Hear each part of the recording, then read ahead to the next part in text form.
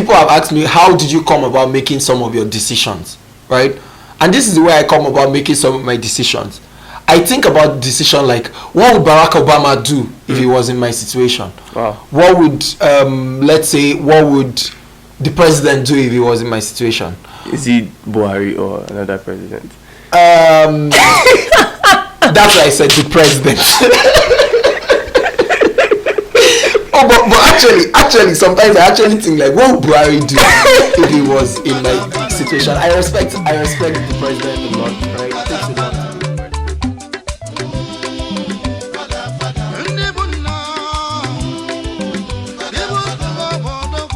Okay, everyone.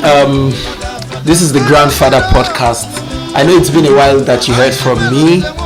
Thank you for sticking by. It's been a very interesting and challenging time in my life as an individual. So I needed to just go back and sort those things out, right? And that's why you didn't hear from me. This episode is like a bounce back time. So.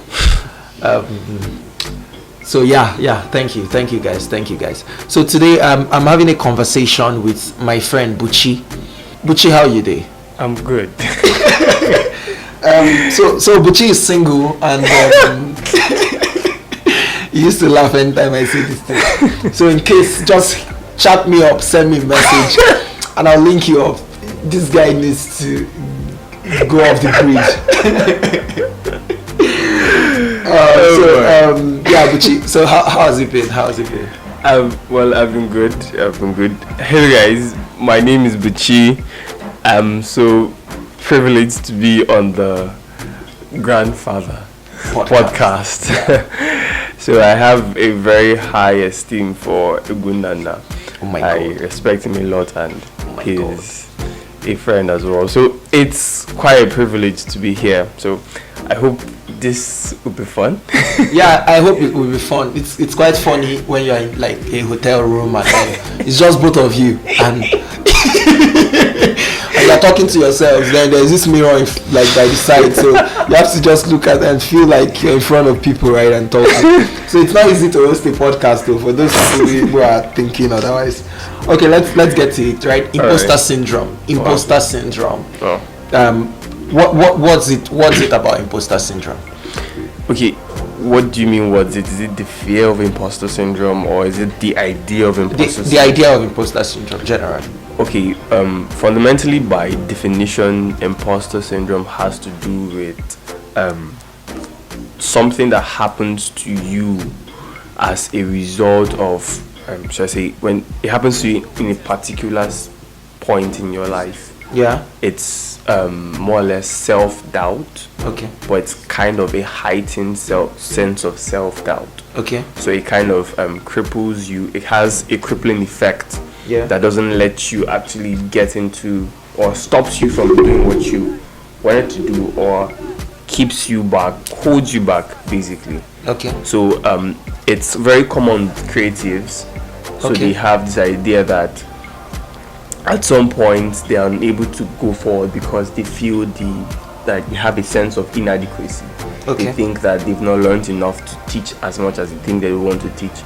They've not grown enough to try to pull as much as they want to pull people to grow. They've not seen enough to try to claim that they are one what's the word now? Is it oracle of wisdom or something like that? Yeah, it does.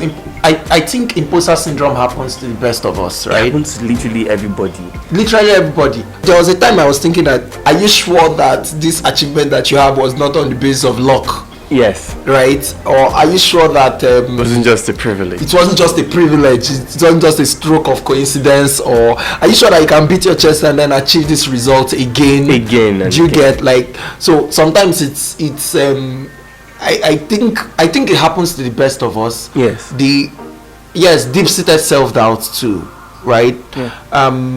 My own fair share happened in 2019. Okay. Right, my own fair share happened in 2019, and I was going to think twice about what I was saying. I was going to think twice about what I was either posting, tweeting. Yeah, in short, I knew a friend reached out to me and said that I sounded very elitist, right? And I'm like, what do you mean I sound very elitist? I feel like you're sounding elite. You are not elite, and you're sounding elite, right? Wow. So I'm like, okay, do I need to be elite? Do I need to have like, yes, do I need to have like $1 million before I can sound like $1 million? And I'm not forming it. Yes. It's just the way I think, right? Yes. I'll talk the way I think. Exactly. So those things sometimes also comes from society. Yeah, and sometimes too the people that we call society is ourselves too, because there are sometimes I meet people and I'll be like, why is this one forming?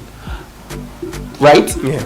But I stay with them for a year and I find out that they are not forming. This is just the way that they are, right? Yeah. This is just the way that they are based on the way they were trained or background, family background, how they were brought up, their experiences. This is just the way this person is. Of course. Do you get? Imposter syndrome, we think that it is going to be cured at a particular age. It doesn't really and I was surprised when someone like Tyler Perry came out at 50 years and said, hey guys, I don't know what I'm going to do with my life next, right? Paraphrased. I don't know what I will look out for the tweet while you're talking, but I don't know what I'm going to do with my life this next phase of my life. Wow. Right? For someone like Tyler Perry, billionaire, black American entrepreneur, everything, right? Role model, etc. And saying in all sincerity, I don't know what I'm going to do. So yeah, if you're listening, it happens to the best of us. Yes, and it's not something to, I don't think it's something to shy away from. Yeah. I don't think it's something to try to run away from, because the reason why we have imposter syndromes is to remind us of our humanity, right? It's to remind you that I have that opinion that everybody is not really nobody was born for the stage or born for the spotlight. Okay. The essence of the spotlight is just for basically illumination on a higher level. Okay. Do you understand? Okay. So more or less, okay, let's say this podcast is a spotlight, right? Okay. So we believe that a couple of people, more than just both of us, are going to hear what we are saying. Yeah. So by virtue of that reality, knowing that the moment I wanted to come in, I knew that we were going to have a podcast session. Yeah. My self-doubt started to fire. Yeah. You get? Are you sure you're not going to miss Yan? Are you sure you won't say something? So, but then you have to remind yourself that it's just a platform to further express. Yeah. Do you understand? So it's imposter syndrome is almost the same thing as stage fright. Okay. It's almost the same thing as inferiority complex. Okay. And all those things rise up from our notions of society, how we are perceived by society. Okay. Which is a very interesting thing, because I have a philosophy of society that we pay attention to the secondary part of society without giving attention to the primary part of society. Okay. Now, when in this reference, I mean, in this context, I mean, secondary society is the society outside you. Okay. Okay. Primary society is society inside you. Okay. So before anybody else, you are society. Yeah. You understand? Yeah. And a lot of times especially young people, are afraid to come into that reality.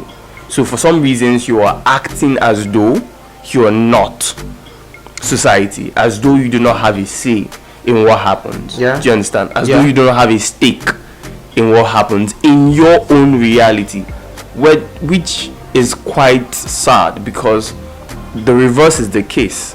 You are the one in charge of your reality. Yeah. You are the one that has all the stakes. Do you understand? Yes, you have all the chips. So it's only what you decide to give to secondary society that it can use to affect you. Yeah. So if I refuse to conform to religious beliefs, it has nothing on me. If I refuse to conform to a lot of all of these beliefs we have, it has nothing on me. Yeah. Right? So if I don't give in, it won't have control. So until I give in, I'm in control. Do you understand? Okay. So in this context, I'm trying to use it relates to imposter syndrome. Yeah. So you must remember that it's really not about the spotlight. Yeah. It's really not about everything outside. It's really more about you. So in trying to defeat it, it's more or less going to be you focusing focusing on yourself. Okay. Focusing inside. Inside, right? Focusing on the depth of yourself, what you want to share, what you want to be, how you want to be perceived in that moment. Okay. Right? Okay. It's difficult. Very difficult, because even in this moment, right in this moment, I'm literally trying to do what I'm saying. The thing is, have you been at a position where you are advising a younger person and you're like, calm down, or let's say somebody just got into first year, and the person is just, there's this vibe here on first year in your university, and you're like, I'm going to hit a 5.0, I want to get my GPA up and running, I'm going to graduate from school a millionaire, and then I graduate. You have seen the reality of these things, right? Yeah. Have you been at the point where you are like telling this person, calm down, God, calm down? No be like that. Calm down. You've been there, right? I've had. I think that's one of the things that we get as imposter syndrome sometimes externally. True. Where people are like, you shouldn't say some things because you are not yet there. Mm-hmm. I'm not saying that you should start talking from things you've not experienced, right? But I think it is fair for people to share their mind, right? That's the essence of sharing opinions. Yeah. It's like people say things like, okay, if you get into an argument with someone and they're like, you have a poor opinion of this, and they're trying to share a better opinion. So, and then they expect you to, in what we call I won the argument, is you adopted my opinion, right? Yeah. Then when I adopt your opinion and I go out and express the same opinion, somebody will be like, you're copying somebody. Don't be angry. Shebi is learning. Yes. Shebi, that was the purpose of the argument, for me to have a better opinion. Yeah. Exactly. In the same vein, when I'm listening to a billionaire, I don't need to experience what he has experienced. If he's making sense compared to what I was thinking, I can adopt his thinking, and then I speak like him. And don't tell me I'm copying. It's not sounding, what's the word? Elitist. No, I'm really serious. Like, back to that elitist story. Let me give you an instance. Why would you say you are grandfather when you are still very young? You've not even lived out half of your life expectancy, and then you are saying you are grandfather podcast, grandfather what's doing you? What's up with you? So, by the way, if you're listening, this is why the grandfather podcast. My name is Nnanna, right? And Nnanna means grandfather. There's no other way for me to translate my name to English. I would have said the Nnanna podcast, but it's not general, and the word reception, it's not really there. So that's why you have that. But beyond that, it's also, I found out that it's like more like my person. Yes. Growing up, I grew up around older people, right? I had younger friends, I had young friends, right? Sure. But I didn't spend as much time with them like I did with the older people. So spending time with older people, I could start making decisions of 29-year-old people when I was just 15.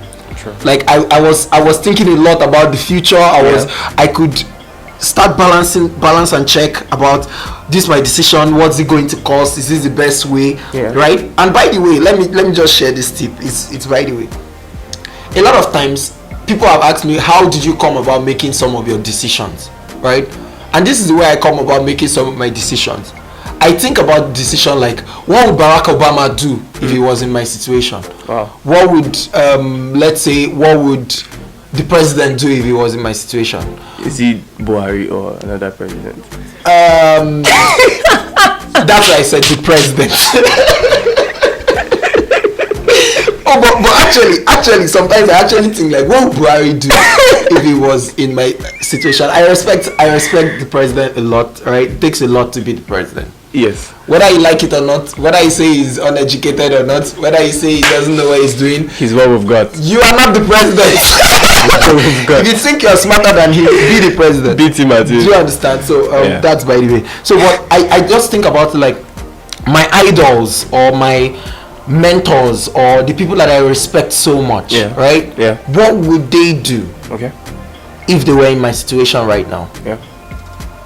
I don't know if you understand. So what would just mention a name you like. Just ask yourself, what would this person do? It changes your mind immediately. You won't think just like don't yourself think in your own shoes. yes. So sometimes also it makes you feel like, are you sure you are not living like part-time these people's lives? Are you sure you are truly living like your life and yourself? But then that's it, right? Gordon said something, and the first time he made this statement I listened to, he had an interview session with PC Timmy, and then he said the last time you were authentic was where you were little, wearing diaper. Yeah. Then there was a different interview I listened to where he said the last time you were authentic was a second after you were born. You were born, yeah. Now, it's not really contrasting. Yes. Right, but the idea he was trying to express was phenomenal.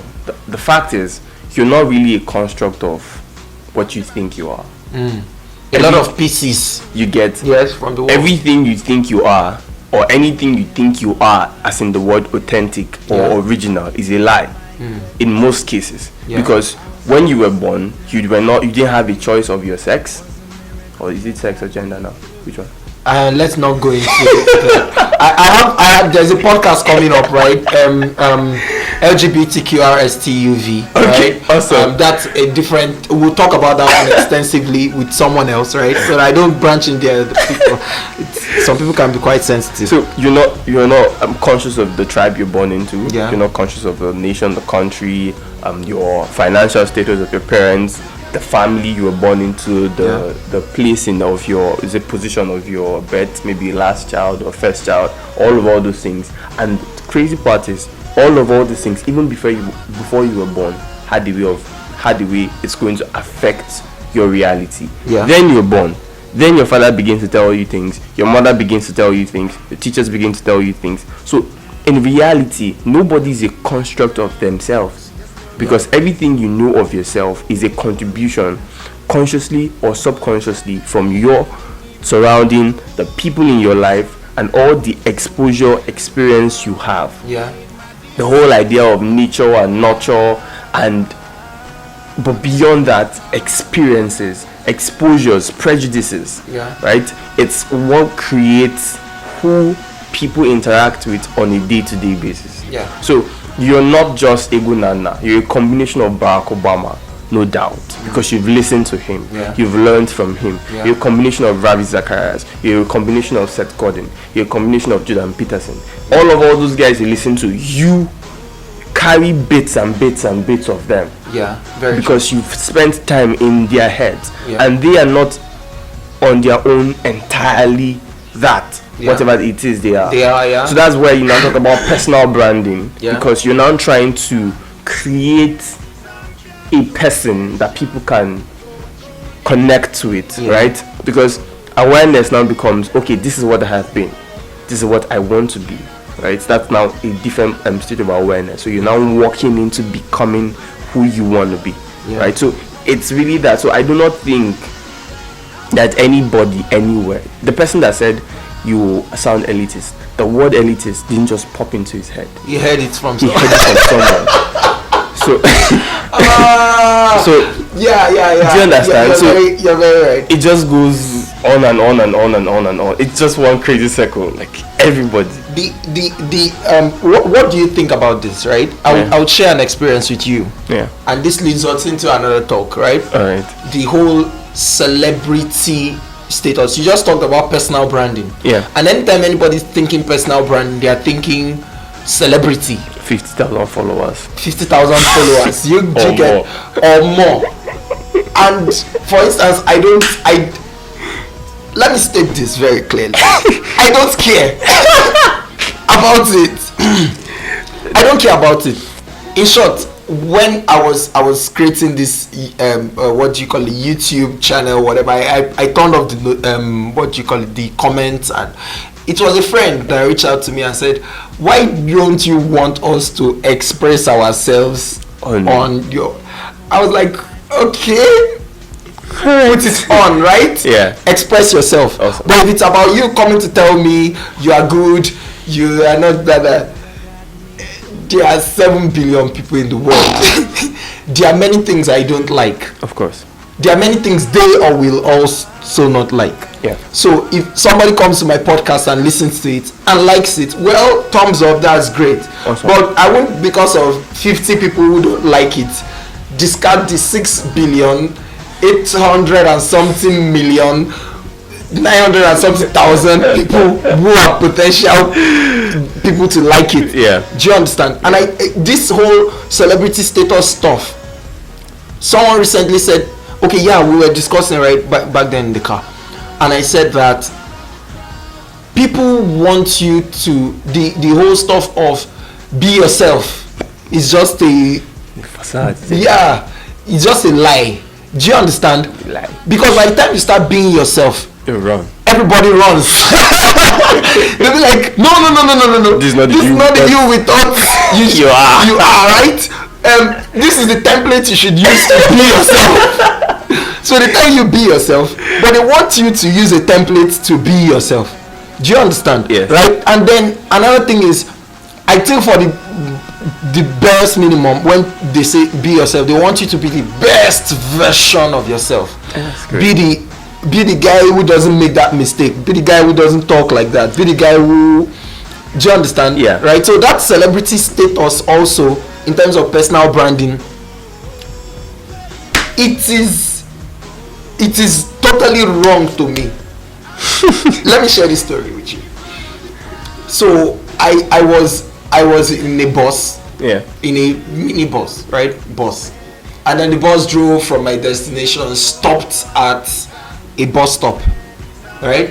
And as the bus stopped there, a lady entered the bus, and while she was there, she zoomed into her phone, zoomed out, zoomed in, zoomed out, looked outside. By the way, there was this 20-foot billboard hung just by the bus stop, and my face was on it. All right, my face was there, more like there's this event I'll be attending and stuff, right? And the person looked at this thing, looked at me, looked at the face, looked outside the car, the bus, and said, in her mind, she was like, is this not the guy that's on this 20-foot billboard that is also here right now, seated just beside me? And I was smiling because I already knew what was going on. She went into her phone, by the way, through her gallery, swiped, got the flyer, zoomed in, looked at me. I was laughing. I'm serious. I was laughing. No, initially I was laughing in my mind. Now I was laughing hysterically, like out loud in the bus. So in my mind I was like, what are you expecting that somebody whose face is on a billboard shouldn't be beside you in a taxi, in a bus, or in a whatever? Do you understand? So this thing comes back. You want to go home and say, are you sure I'm not living a fake life? Are you sure it's not too early for me to be on a billboard? Yeah. I told somebody, if you have like 80,000, you can be on the billboard. There's nothing there, right? It's not big. The question now is, what are you doing on the billboard? Do you understand? Of course. Yeah, right. So to me, I think that imposter syndrome as a whole, right, it comes in to ask you questions like, this thought you're sharing, why are you sharing it now? Why are you talking about money now when you've not made $1 million? And I'm like, if I make $1 million, I'll be asking, why am I talking about money when I've not made $1 billion? Yeah. By that time, the world richest man should be trillionaires. So I'll now be asking myself, when I'm a billionaire, why am I talking about money when I've not made $1 trillion? So why am I having a podcast when I'm not yet 48? It's because I may not live to 48. Yeah, we have now.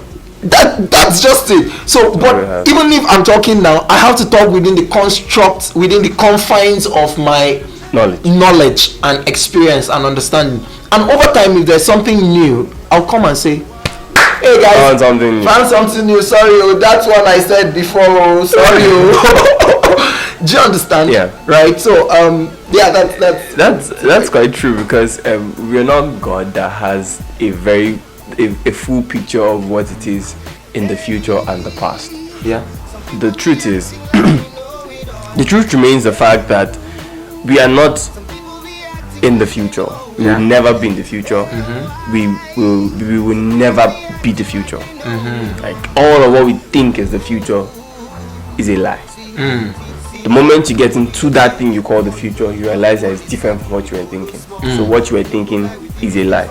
The only truth we can live is now. Right? So it's that reason.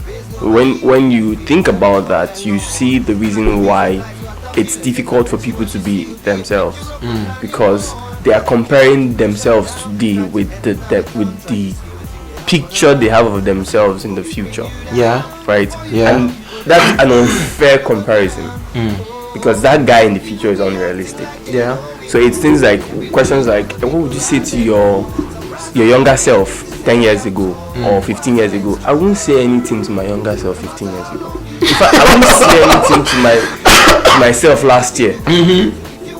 I won't even say to myself of yesterday, Organa today, if you don't get it right today, please, can we do tomorrow? Do you understand? Because you're just going to get into one crazy loop, unnecessary stress for things you cannot control. Do you understand? Of course I know the mistakes I made yesterday, and in reality, what are even those mistakes? What are the things we call mistakes? The mistakes, what we call mistakes, are things that we do because of our inability to clearly see, or our low sense of judgment.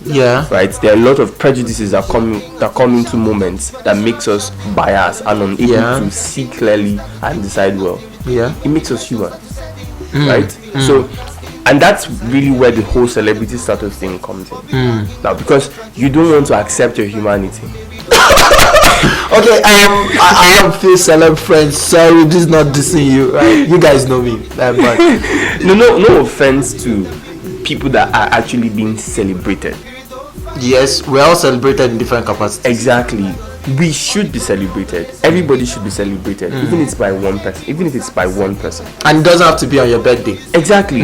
But when you want to attain a celebrity status, it's not a crazy thing. You want every day to be your birthday. It's not a crazy thing. Do you understand? Because, like, you remember the conversation we had at Felix Drew's wedding? Yes. Where we talked about the highs and lows of life. Yes. Right? Yes. It's that what was that? Spike. Those spikes. Yes. Right? We want to live on the spikes. We want to live at the highs, at the highest highs and the lowest lows.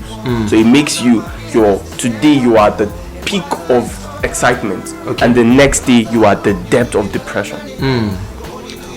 Because you are, that's really how it's going to work. Because if you go high, if you just take a crash from your high standing, you cannot just fall and land on the same surface as everybody that's walking. You will fall inside. You get? So that's what we call a fall from grace. Because it's really very disastrous. But the point I'm making is, if you accept that, like I said in the beginning, it's really not about the spotlight. It's more about what you have inside. It's going to be easier for you to live. Right? I said to my friend a very long time ago, I said, I'm unable to continue with a lot of the things I love doing because the way people perceive you suffocates who you really want to be. Say that again. I mean, I'm unable to continue some of the things I want to do because the way people perceive you suffocates who you want to be.